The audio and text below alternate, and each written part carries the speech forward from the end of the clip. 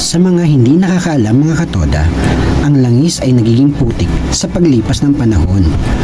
Ang regular na pagpapalit ng langis o change oil ng inyong sasakyan ay hindi lang para malinis ang makina, kundi ito ay tumutulong din para gumanda ang takbo ng iyong sasakyan.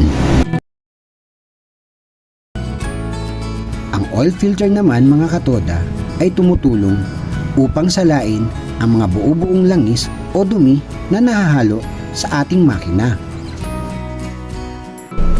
Ang tune-up naman mga katoda ay isang pamamaraan ng pagme-maintenance para siguraduhin nasa ayos na kondisyon ang bawat parte ng ating sasakyan.